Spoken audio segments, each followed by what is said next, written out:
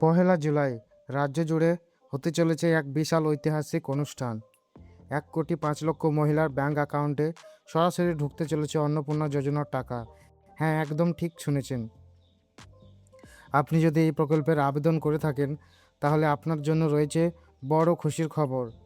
কার অ্যাকাউন্টে কবে টাকা আসবে আর কার টাকা আটকে যেতে পারে, সবটাই আজকের ভিডিওতে প্রমাণসহ জানাবো। আজকালের অফিসিয়াল প্রতিবেদন অনুযায়ী আগামী 1 জুলাই কলকাতার নেতাজি ইনডোর স্টেডিয়ামে একটা মেগা অনুষ্ঠানের আয়োজন করতে চলেছে রাজ্য সরকার, যেখানে স্বয়ং মুখ্যমন্ত্রী উপস্থিত থাকবেন। শুধু তাই নয়, ওই দিন অনুষ্ঠান মঞ্চে থেকেই সরাসরি 1,05,00,000 উপভোক্তার ব্যাংক অ্যাকাউন্টে এই যোজনার টাকা পাঠিয়ে দেওয়া হবে। স্টেডিয়ামে উপস্থিত 12,000 মহিলার মধ্যে কয়েকজনের হাতে মুখ্যমন্ত্রী নিজে সরাসরি চেক তুলে দেবেন। এবার আসা যাক সবচেয়ে গুরুত্বপূর্ণ প্রশ্নে।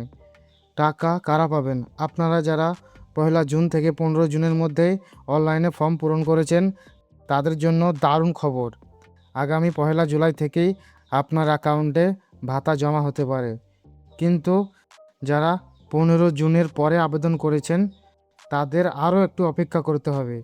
তাদের টাকা পরবর্তী কিস্তিতে জমা হওয়ার সম্ভাবনা রয়েছে।